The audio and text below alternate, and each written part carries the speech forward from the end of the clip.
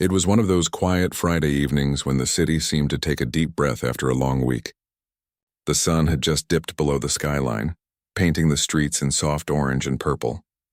Birds were settling into the trees, and the usual rush of traffic had slowed to a gentle hum.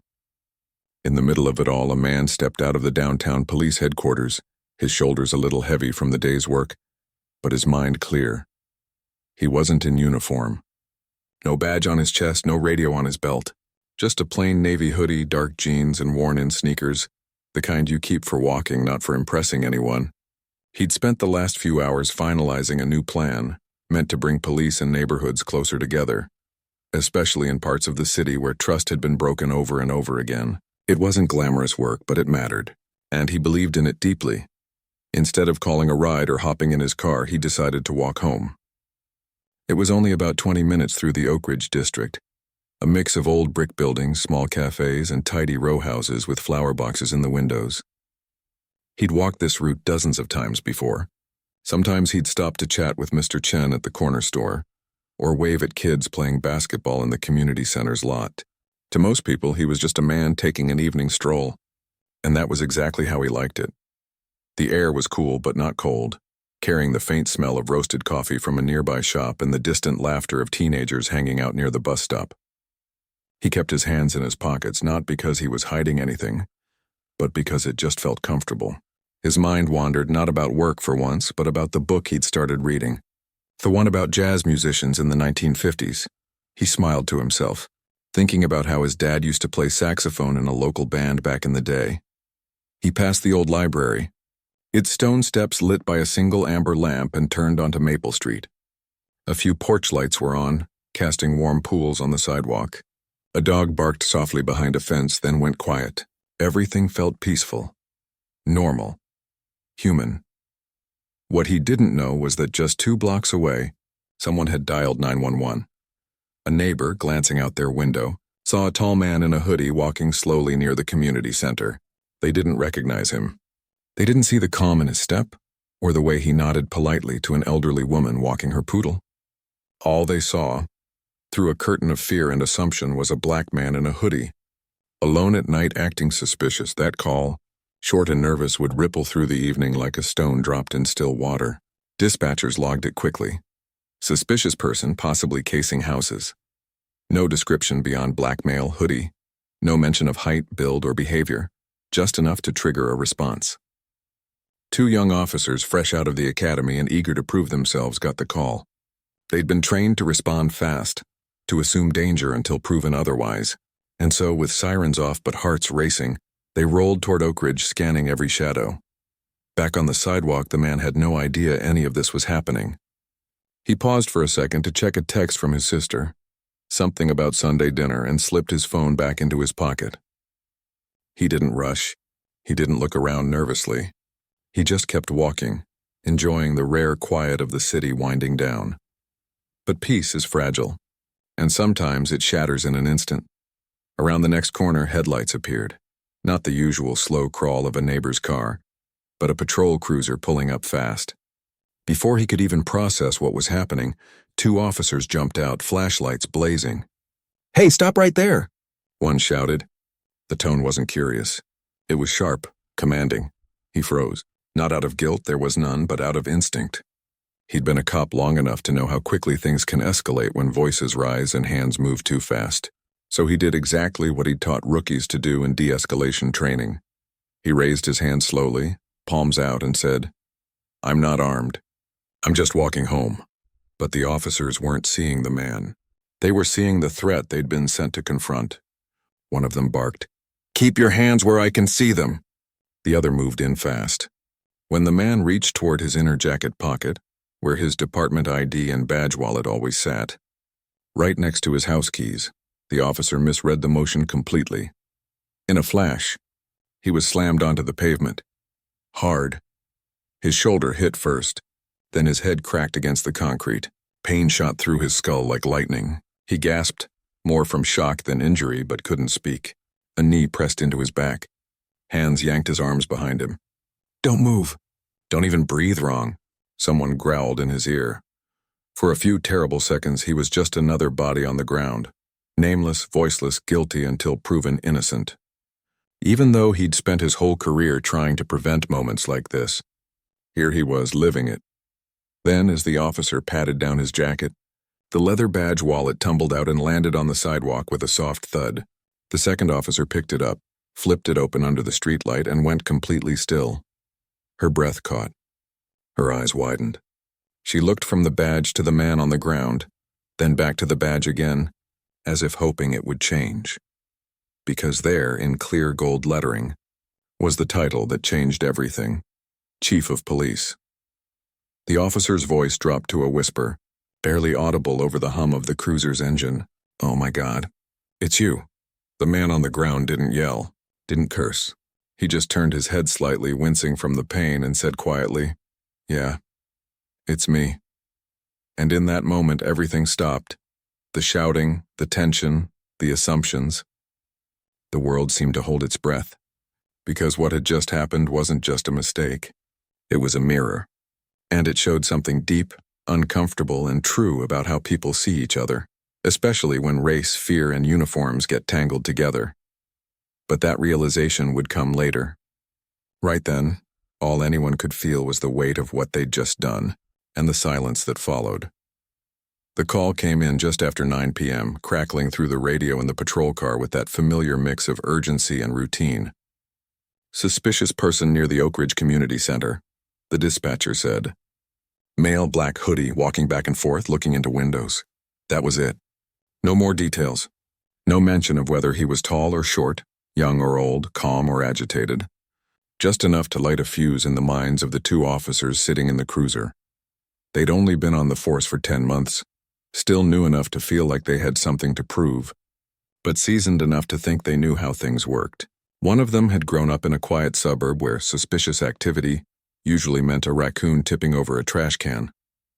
The other had joined the force because he genuinely wanted to help people, but somewhere along the way, academy training had drilled into him that danger could be hiding in plain sight, and hesitation could get you killed.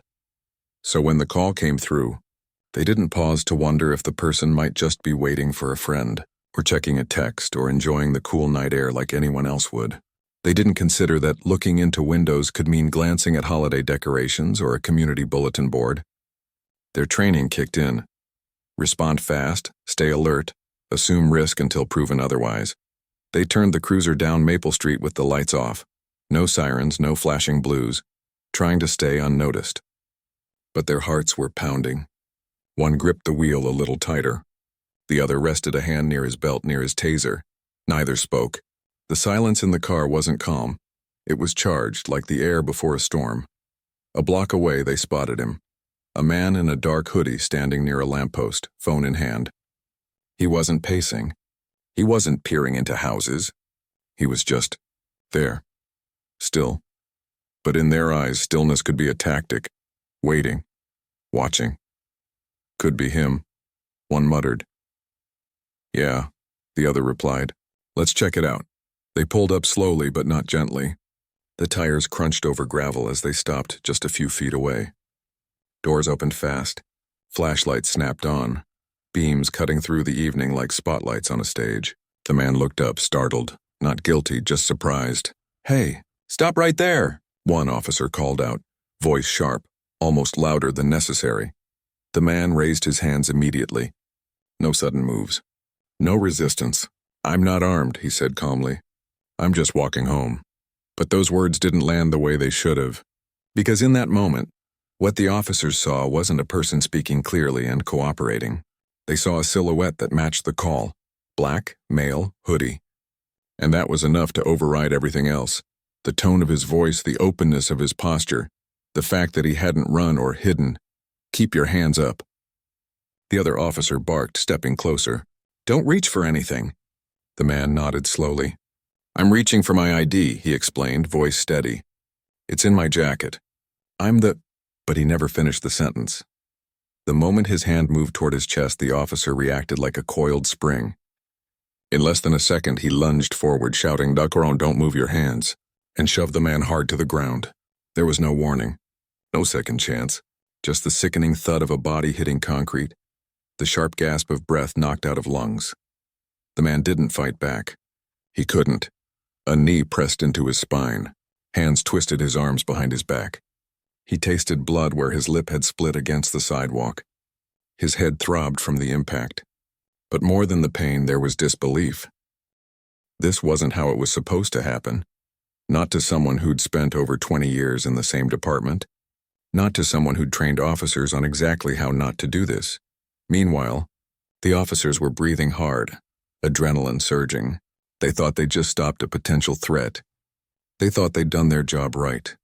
One of them started patting down the man's jacket, looking for weapons, for drugs, for anything that would justify what they'd just done. That's when the small leather wallet slipped out of the inner pocket and landed on the pavement with a soft clack. The air. Second officer picked it up instinctively. It felt familiar, police issue, worn but sturdy. He flipped it open, expecting to see a driver's license or maybe a transit pass. Instead, his eyes locked onto a gold shield. And beneath it, clear as day, Chief of Police. His stomach dropped. His hands went cold. He looked at his partner, then at the man still pinned on the ground, then back at the badge. His mouth opened, but no words came out. All the confidence, all the certainty from just seconds ago evaporated like mist in sunlight. The partner noticed the change. "What is it?" he asked, still holding the man down. The first officer just held up the badge, his voice barely a whisper. It's him," the partner froze. His grip loosened. Slowly, almost in slow motion, he stepped back. The flashlight beam wobbled as his hand began to shake. The man on the ground pushed himself up onto his elbows, wincing. Blood trickled from his lip. His hoodie was torn at the shoulder. But his eyes, steady, tired, deeply human, met theirs without anger. Just sadness. And something else, understanding. "You just tackled your own chief," he said quietly. The words hung in the air like smoke. No blame, no shouting, just truth. And in that moment, the two young officers didn't see a suspect anymore. They saw a man, a leader, a mentor, someone they'd seen at roll call, someone whose speeches they'd listened to during training, someone they were supposed to protect, not pin to the ground. One of them stammered, "Sir, I didn't know." "I know," the man replied. That's the problem. He didn't say it to shame them. He said it because it was real. Because this wasn't really about them as individuals. It was about a system that taught them to see danger before dignity. A system that made them react to a hoodie before they ever saw the human wearing it. He stood up slowly, brushing dirt off his jeans. His head spun a little, but he stayed upright. "Call it in," he said, voice calm but firm. "Tell dispatch there's been an incident. And get me a supervisor." The officers nodded, hands trembling as they reached for their radios. Neither could look him in the eye. Around them, the neighborhood stayed quiet. A porch light flickered. Somewhere down the street, a dog barked. Life went on. But for those three men standing on that sidewalk, everything had changed. Because what happened in those few minutes wasn't just a mistake. It was a mirror held up to a much bigger truth, one about fear, about bias, about how even people sworn to serve and protect can sometimes forget who they're really serving. And the hardest part? The man on the ground knew this wasn't the first time something like this had happened. And unless things changed, really changed, it wouldn't be the last. The moment the badge hit the pavement, time seemed to stretch like taffy. 1 second everything was loud, shouting, boots on concrete, the rush of adrenaline. The next, silence fell so heavy it felt like the whole block was holding its breath. The man slowly pushed himself up from the ground, wincing as pain shot through his ribs. His lip was split, his temple throbbing where it had smacked the sidewalk.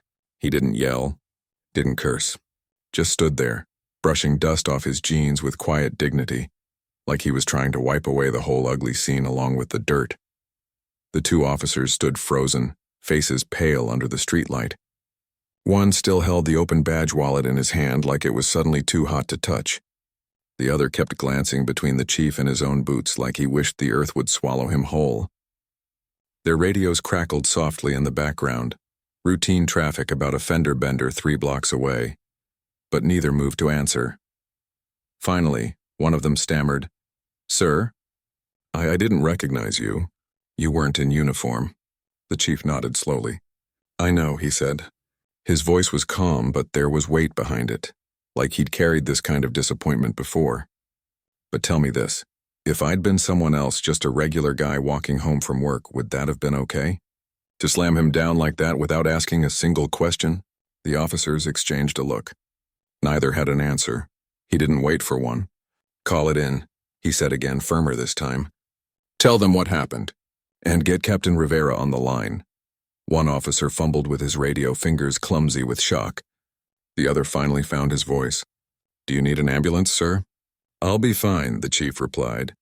"But yeah, better get medics out here." "Not for me." For the record, that stung more than any bruise. Because he wasn't just thinking about himself. He was already thinking about how this would look in the report, how it would sound to the community, how it might echo in the lives of other men who looked like him and walked these same streets without a badge to save them. Within minutes, another cruiser pulled up, this one with lights flashing. Not because it was an emergency, but because protocol demanded it. Captain Rivera stepped out, tall and steady, her expression unreadable. She'd been with the department for nearly 30 years. She'd seen good cops make bad calls. She'd also seen good people broken by systems that refused to see them.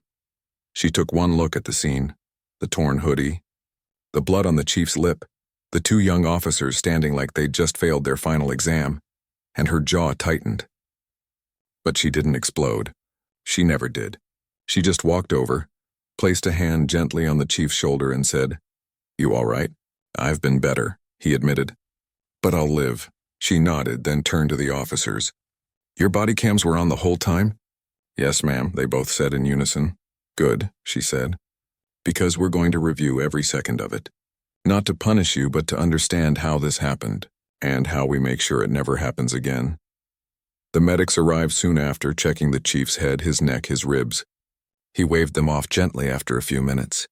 "I'm not the one who needs healing here," he said quietly so only Captain Rivera could hear. Back at headquarters, the news spread like wildfire. Not through official channels. Those moved slowly, but through hushed conversations in the break room, texts between shifts, whispers in the locker bay. "Did you hear?" They tackled the chief. "No way." "Yeah, thought he was suspicious." "In his own neighborhood?" Some officers were shocked. Others weren't surprised at all. A few older sergeants just sighed and said it was bound to happen sooner or later. By morning, the body cam footage had been pulled, copied, and secured. Internal Affairs opened a file. The two officers were placed on administrative leave, not as punishment, but because emotions were too raw, and the department needed space to figure out what went wrong without them being on the streets. But the real storm wasn't inside the station. It was outside. A neighbor who'd seen the whole thing from her porch recorded part of it on her phone. Not the takedown, but the aftermath. The chief standing calmly while the officers looked like they'd seen a ghost. She didn't post it online right away. She called a local community organizer first. "You need to see this," she said. "It's him," and they didn't even know. Within hours, a small group gathered outside the police station, not with signs or chants, but with quiet presence. They weren't there to attack. They were there to ask, if this can happen to him, what chance do the rest of us have? The chief heard about the gathering. He didn't send officers to disperse them. Instead, he walked out the front door in plain clothes again, this time with a cup of coffee in hand, and stood on the steps. No speech, no press. Just stood there looking at the people who'd come to stand with him. An older woman stepped forward. "We're not mad at you," she said. "We're scared for our sons," he nodded. "I know," he said. "And I'm scared too." That moment, simple, human, raw, was captured by a local reporter. It didn't go viral, but it mattered, because it showed something rare, a leader who didn't hide behind rank, and a community that still believed change was possible. Inside the department, the mood shifted. Training sergeants pulled old lesson plans off the shelf and started rewriting them. Veteran officers pulled rookies aside and said, "Slow down. Look deeper. That person isn't a threat just because they're different." The two young officers, sitting at home on leave, replayed the night in their heads over and over. They didn't sleep much. They watched the body cam footage when it was shared with them, not to defend themselves, but to understand. And what they saw broke something open inside them. Not just guilt, but clarity. One of them called his mom that weekend and said, "I think I've been seeing the world wrong." She didn't scold him. She just said, Then it's time to learn how to see it right. Meanwhile, the chief sat at his kitchen table late one night, ice pack on his head, staring at the draft of a new policy he was writing. It was called Positive Identification Before Force. The idea was simple. Before you lay hands on someone, you must be sure, not just suspicious, not just cautious, but sure that they pose a real and immediate threat. He knew it wouldn't fix everything, but it was a start. Because what happened that night wasn't just about two officers making a mistake. It was about a system that taught them to fear first and ask questions later. And if that system could be changed, even a little, then maybe the next man in a hoodie walking home wouldn't end up on the ground wondering if anyone saw him as human. The chief closed his laptop, took a deep breath and looked out the window. The city was quiet again, but this time the silence didn't feel peaceful. It felt like waiting for change, waiting for courage, waiting for the day when a badge wasn't the only thing that made someone worth protecting. The morning after the incident, the department felt different, like the air had changed, not in a dramatic way, but in the small things. Officers moved a little slower in the hallways. Conversations in the break room dropped to hushed tones when someone walked in. Even the coffee machine seemed to gurgle more quietly, as if it, too, sensed something serious was unfolding. Inside the Internal Affairs office, Captain Rivera sat with the body cam footage paused on her screen. The exact frame where the chief's badge tumbled onto the sidewalk. She'd watched it 3 times already, not to find fault but to understand the chain of choices that led to that moment. Each viewing revealed something new. The way the officers' shoulders tensed before they even got out of the car. The sharpness in their voices. The split-second decision to use force before asking a single question. She wasn't angry. She was heartbroken. Because she knew those officers. They weren't bad people. They were young, trying their best, trained in a system that often taught them to see danger before dignity. And that's what made this so hard. It wasn't about punishing a couple of rookies. It was about fixing something much deeper. Meanwhile, the chief was at the hospital, not because his injuries were severe, but because protocol required documentation. A nurse cleaned the cut on his lip, checked his pupils for signs of concussion, and wrapped a bandage around his scraped elbow. He answered all her questions politely, but his mind was elsewhere. He kept thinking about the look on the younger officer's face when he saw the badge.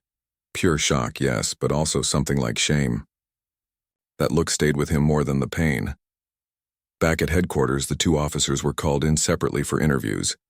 They sat in small, windowless rooms with a recorder on the table and a senior investigator across from them. They weren't treated like criminals. They were treated like people who'd made a mistake with serious consequences. One of them spoke first, voice shaky. "I thought he was reaching for a weapon," he said. The call said suspicious, and when he moved his hand toward his chest, "I just reacted. Did you ask him to stop?" The investigator asked gently. "I shouted it," the officer said. "But I didn't wait, I just went in." The other officer, during his turn, added, "I didn't recognize him. But even if I had, I'm not sure I would have acted differently. That's what scares me." That honesty surprised everyone. It wasn't an excuse. It was a confession and a plea for help. Word of their candor reached the chief by lunchtime. He didn't smile, but something in his posture softened. "They're starting to see it," he told Captain Rivera over a quiet phone call. That's the first step, but outside the department walls, the story was growing. A local news station got hold of the neighbor's short video, the part where the chief stood calmly on the sidewalk while the officers stood frozen.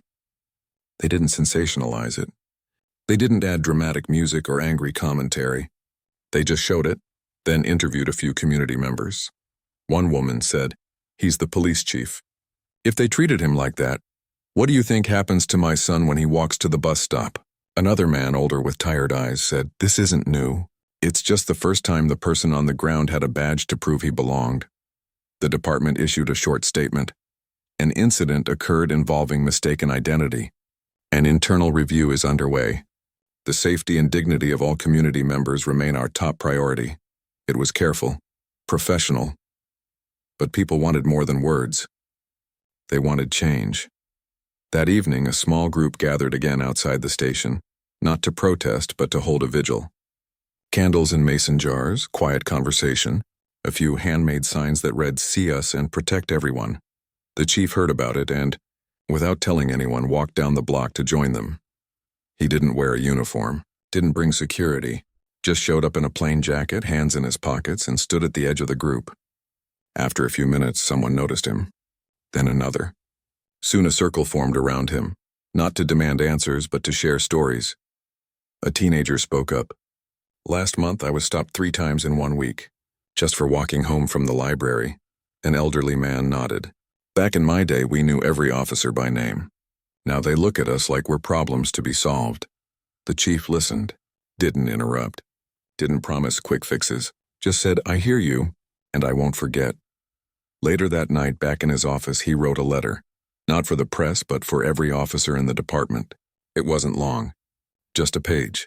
He talked about trust, about how it's earned not in big moments, but in small ones. A polite greeting, a second chance, a pause before reacting.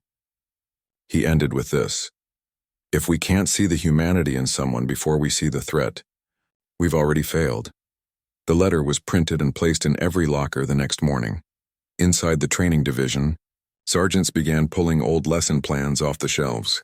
The usual use of force continuum charts were still there, but now they added new sections: recognizing implicit bias, de-escalation through conversation, and the power of pause. Role-playing scenarios changed too. Instead of just armed suspect, they added man waiting for a ride, teenager with headphones, elderly person confused at a crosswalk. The 2 officers on leave were invited to sit in on some of these sessions, not as students, but as voices of experience. At first they sat silently in the back, but by the 3rd session one raised his hand and said, "I wish I'd asked his name before I tackled him." The room went quiet. Then someone said, "We all do, it wasn't forgiveness, not yet."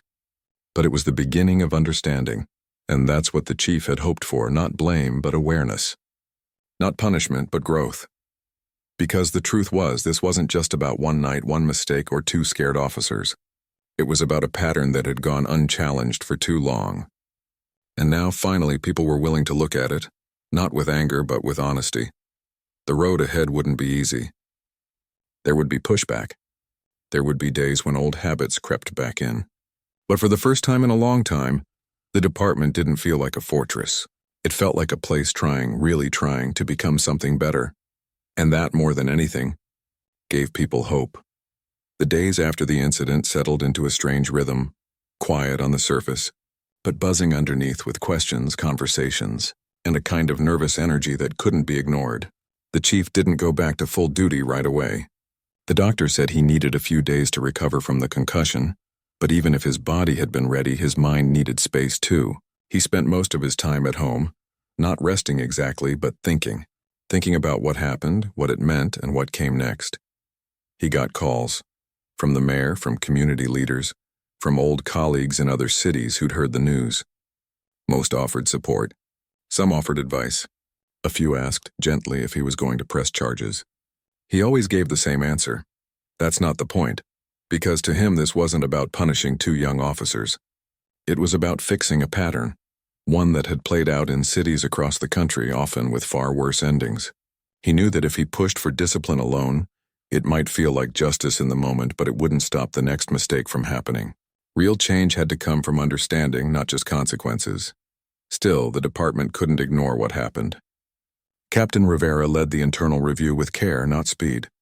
She interviewed everyone involved: the officers, the neighbor who called 911, the dispatcher who took the call, even the medics who responded. She looked at the body cam footage frame by frame, not to find villains, but to find where the system broke down. One thing became clear: the call itself was vague. Suspicious person was one of the most common and most dangerous phrases in policing. It gave officers almost no real information, yet it triggered high alert responses, and too often suspicious just meant someone who doesn't look like they belong. The officers had followed procedure, technically. They'd responded to a call, approached with caution, and used force when they believed there was a threat. But procedure wasn't enough, because procedure didn't teach you how to see a person instead of a profile. It didn't teach you to slow down when your gut says danger, but your eyes show a man just standing there, hands up, speaking calmly. After a week of review, the department made a decision. The two officers would be placed on administrative duty for a month, not as punishment but as a reset. During that time, they'd go through intensive training, not just on policy but on bias, communication, and the real-life impact of split-second decisions. They'd also meet with community members, not in a formal setting but over coffee or at neighborhood events just to listen. The chief agreed with the plan. He even asked to be part of those conversations, not as a boss but as someone who'd lived the other side of that moment. Meanwhile, the community kept watching. Not with anger but with cautious hope. At a local church basement, a group of residents held a town hall. They didn't invite the department to defend itself. They invited them to listen. And to their surprise, the chief showed up, alone in a sweater, sitting in the back row like any other neighbor. When it was his turn to speak, he didn't give a speech. He just said, "I've worn a badge for over 20 years. But that night I felt what so many of you feel every time you see blue lights behind you, that knot in your stomach, that fear that no matter what you do, it might not be enough. I never want anyone to feel that way, especially not because of someone wearing the same uniform I do." People didn't clap. They nodded. Some wiped their eyes, because for once someone in power wasn't explaining things away. He was naming the pain. Back at the station, things were changing too. The training division rolled out a new rule. Before any physical force is used, officers must clearly state the specific threat they see, and if possible, give the person a chance to respond. It wasn't a magic fix, but it forced a pause, a breath, a moment to ask, is this really necessary? Sergeants started walking beats with rookies again, not just to evaluate them, but to model how to talk to people, how to say, "Good evening," instead of "Stop right there," how to ask, "You okay?" instead of assuming the worst. One rookie, fresh out of the academy, asked his sergeant, "What if I'm wrong? What if I hesitate and something bad happens?"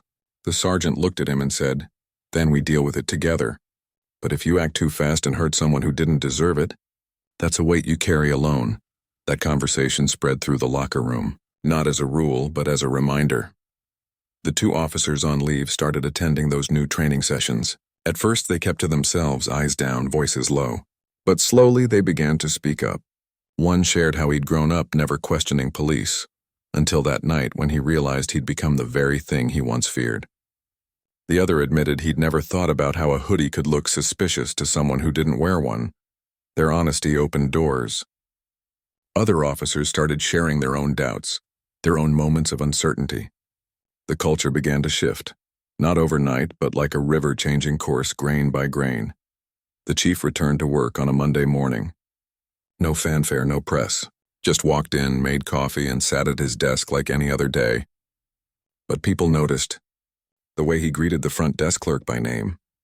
The way he paused to ask a young officer how his weekend went. Small things, human things.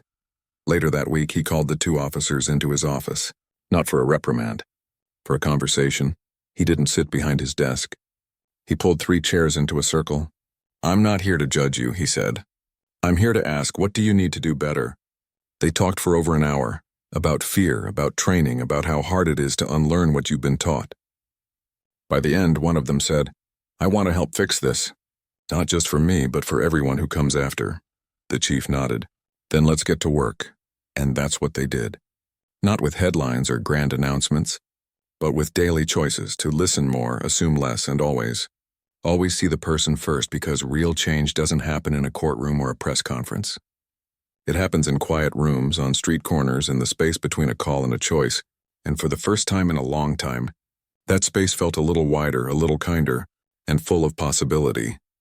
News of what happened spread faster than anyone expected, not through shouting headlines or viral outrage, but through quiet conversations that grew louder by the day. It started with a neighbor's shaky phone video, then a short news segment, then a post on a local community page that got shared hundreds of times. People weren't just talking about the incident itself, they were talking about what it meant, because this wasn't just about a police chief getting tackled by his own officers. It was about something deeper, something many had felt but never seen so clearly. That no matter who you are, if you're a black man in certain clothes, in certain neighborhoods at certain times of day, you might not be seen as a person first. You might be seen as a problem to be handled.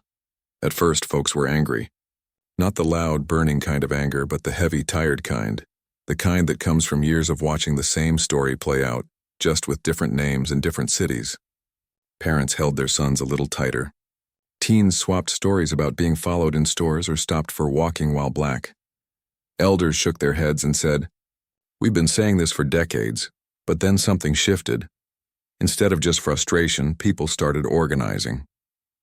Not with protests or demands for punishment, but with questions. What can we do?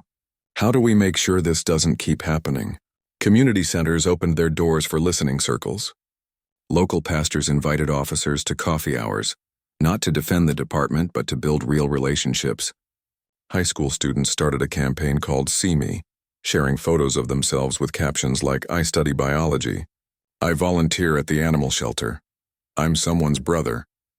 The chief watched all of this unfold from his office window, and for the first time in a long time, he felt something close to hope. Then came the press conference. It wasn't flashy. No podium with department logos, no rows of cameras, just a small stage set up in front of the community center, the very place where it all started. The mayor stood beside the chief but didn't speak first. He stepped back and let the chief take the mic. The crowd was quiet. Not hostile, not cheering, just waiting. The chief didn't wear his uniform. He wore a simple button-down shirt, sleeves rolled up like he was ready to work. He looked out at the faces, neighbors, parents, teenagers, elders, and spoke slowly like every word mattered. "I've worn a badge for over 20 years, he began. "I've trained officers. I've led this department. I believed I understood what it meant to serve. But that night, lying on the sidewalk with my own officers holding me down, I realized something. I'd never truly felt what so many of you feel every single day." He paused. A few people nodded. Others wiped their eyes. "I'm not here to blame those officers," he continued. "They were doing what they were taught. And that's the real issue. We've built a system that teaches fear before trust, suspicion before curiosity. And until we change that, nothing else will stick." He didn't promise miracles. No, this will never happen again. Instead, he laid out real steps. New training focused on de-escalation and bias awareness, a community review panel to help shape policy, and a pilot program where officers would walk beats with residents, not to patrol, but to connect. Then he said the line that would be quoted for weeks. "If this can happen to me, a man with a gold shield, 2 decades on the force and the respect of this city, then imagine what happens to the young man who doesn't carry a badge. Imagine what happens when there's no one to say, 'Wait, that's the chief.'" The crowd didn't erupt in cheers. They stood in silence for a long moment. Then one by one, people began to clap. Not wildly, but steadily, like they were saying, "We hear you. We're with you." After the press conference, something unexpected happened. People started showing up at the station, not to complain, but to talk. A grandmother brought cookies and asked to speak with a sergeant about her grandson, who wanted to join the force but was scared of how he'd be treated. A group of high schoolers asked if they could shadow officers for a day to see what the job was really like. Even the neighbor who'd made the original 911 call came in, not to apologize but to say, "I didn't know what else to do, but I want to learn how to do better." The department opened its doors wider than ever before.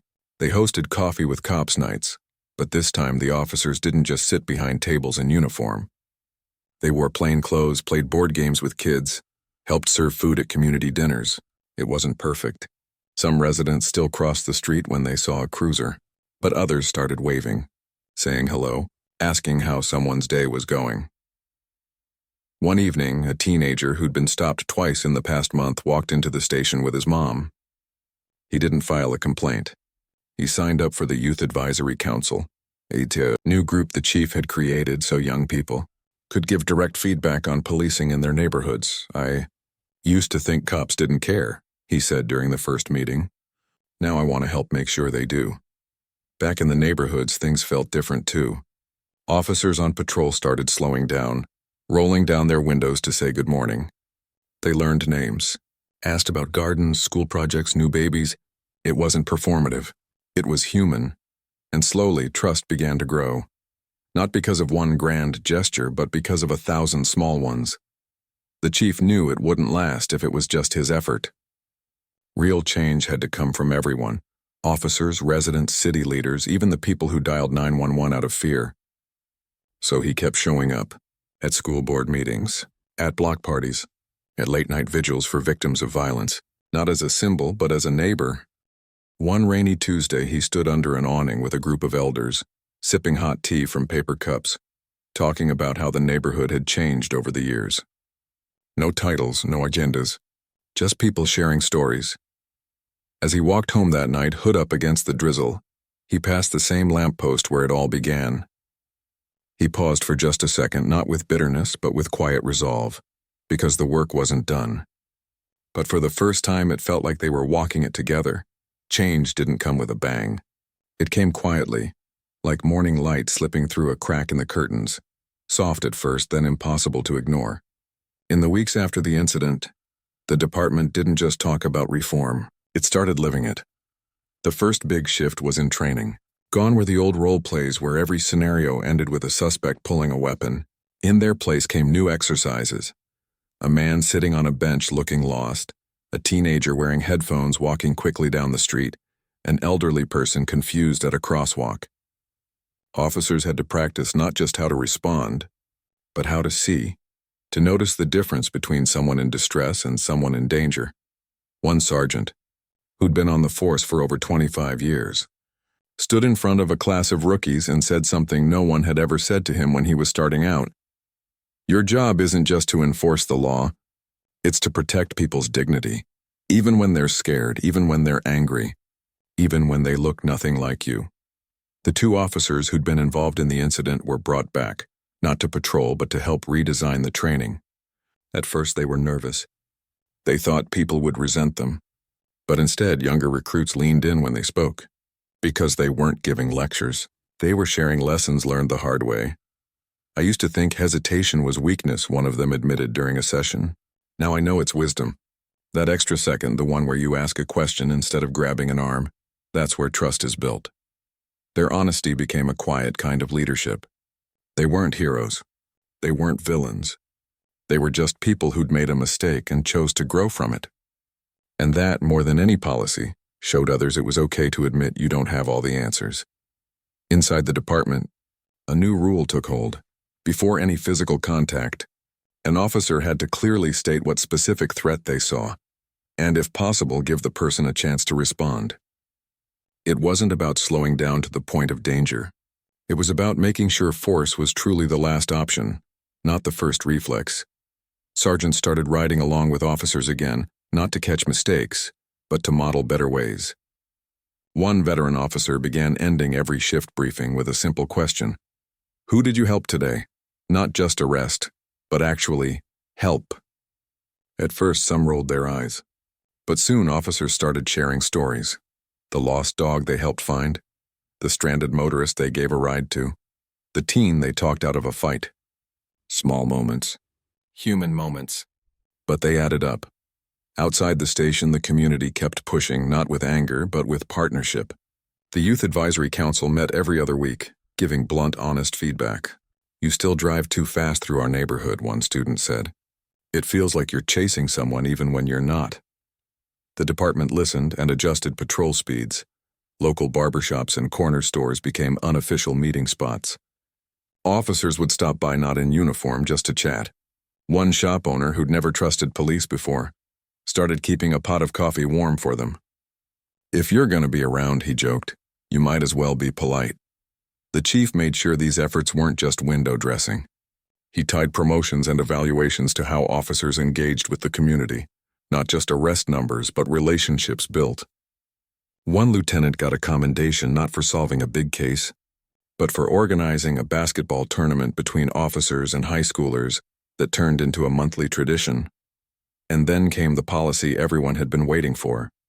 Positive identification before force. It wasn't long or full of legal jargon. Just a clear rule. If you can't name the specific immediate threat a person poses, you don't lay hands on them. Period. The policy rollout included town halls, not just memos. Officers and residents sat together in school gyms and church basements, talking through what it would look like in real life. A mother asked, "What if my son panics and runs? Will that be seen as a threat?"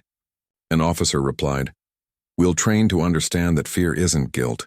It wasn't perfect, Old habits didn't vanish overnight. There were still tense moments, still misunderstandings, but now there was a framework to fix them, quickly, openly, and together. The two officers eventually returned to full duty, but not to patrol cars. They were assigned to the Community Engagement Unit, working directly with schools, neighborhood groups, and the training academy. It wasn't a demotion. It was a redirection. They'd been through something that changed them, and now they were using that experience to help others avoid the same mistake. One evening, months later, one of them stood at a community dinner, handing out plates of food next to a teenager he'd once stopped on the street before all this began. They didn't talk about that night. They talked about basketball, about college plans, about the terrible weather, but the fact that they were standing side by side, laughing over burnt cornbread, said everything. The chief watched from a distance, sipping lemonade, and felt a quiet pride. Not because everything was fixed, far from it, but because people were trying. Really trying. He knew the road ahead was long. Bias doesn't disappear because of one policy or one conversation. Trust isn't rebuilt in a week. But what mattered was that the door was open, and people were walking through it not as enemies, not as strangers, but as neighbors who finally saw each other clearly. And sometimes, that's where real change begins, not with a headline but with a handshake, not with blame but with a shared meal, not with fear but with the courage to say, I was wrong. Let's do better. In the end, that's what stuck. Not the fall to the pavement, but the getting back up, together. Months had passed since that night on the sidewalk, and the city felt different, not because everything was perfect, but because something had shifted in the air. It was in the way people greeted each other on the street, in the way officers walked their beats not with hands near their belts, but with eyes open and shoulders relaxed. It was in the quiet hum of a community that had stopped waiting for change and started building it, one conversation at a time. On a bright Saturday morning, the chief stood at the edge of the Oak Ridge Community Center parking lot, watching a small group gather. They weren't protesters or officials. They were cadets. 10 young people from all over the city, some in high school, some fresh out of college, all curious about what it really meant to serve. And they were here for the first official walk of a new program, Walk with the Chief. It wasn't a publicity stunt. It was born from a simple idea. If trust is built through presence, then presence should be shared. Every other Saturday, the chief would walk through a different neighborhood with a rotating group of cadets, residents, and even a few veteran officers, not to patrol, but to listen, to learn, to just be part of the street. Today's route was the same one from that night, but this time there was no tension, no flashing lights, no shouting. Just sneakers on pavement, laughter, and the sound of people talking like neighbors do. As they turned onto Maple Street, a woman watering her flowers looked up and waved. There you are, she called out. We were wondering when you'd bring folks by again. The chief smiled. Had to wait for good weather. She nodded toward the group. You're doing good work. Keep it up. A few doors down, kids playing basketball paused their game to say hello. One of them, maybe 12 years old, pointed at a cadet and said, My sister wants to be a cop too. The cadet knelt down and said, Tell her to go for it. We need good people. That simple exchange, no uniforms, no authority, just human connection, was exactly what the program was about. Later, they stopped at the corner store. The owner, who'd once called 911 out of fear, now kept a chair outside just for the chief. You're late, he teased, handing him a cold drink. Traffic? Just walking slow, the chief replied, trying to see things. Inside the store, the cadets browsed the snack aisle, chatting with the owner's son about school and music. No one felt watched. No one felt judged. It was just a normal Saturday stop, except it wasn't normal at all. Because not long ago, a black man in a hoodie walking into this same store might have been followed. Now he was welcomed. As the walk continued, the chief didn't lead from the front. He walked in the middle, listening more than speaking. One cadet asked how he stayed calm that night. He didn't give a heroic answer. I was scared, he admitted.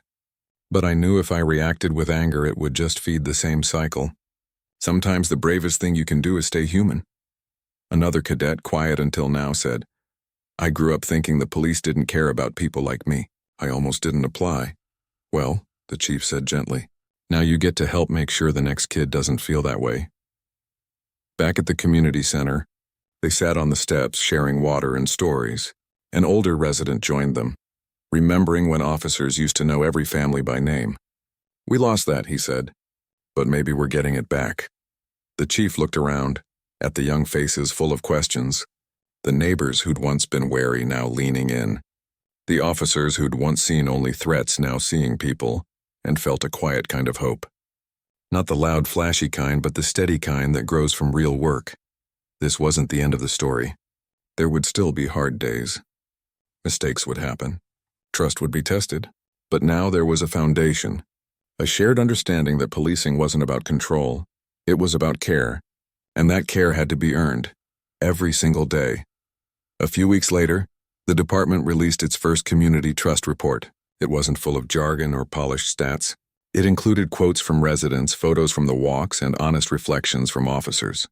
One line stood out: "We don't just protect the city, we belong to it." That sense of belonging began showing up in small ways. Officers started attending school plays and little league games, not in uniform, just as supporters. Community members began joining ride-alongs, not to monitor, but to understand. Even the 911 dispatchers got new training on how to ask better questions. "Can you describe what the person is doing, not just what they look like?" The two officers who'd been involved in the incident now led workshops on de-escalation. They didn't hide from what happened. They used it as a teaching moment. "I thought I was doing my job," one would say. But real duty starts when you choose to see the person, not just the situation. And slowly, the culture changed, not because of one rule or one leader, but because enough people decided to try something different. One evening, as the sun set over the city, the chief took his usual walk home, alone this time. He passed the lamppost where it all began. He didn't stop. He didn't look away. He just kept walking, hands in his pockets, head high. A neighbor walking her dog nodded as they passed. "Good evening," she said. "Good evening," he replied, no fear, no suspicion. Just two people sharing a street, a moment, a city, and in that simple exchange, everything had changed.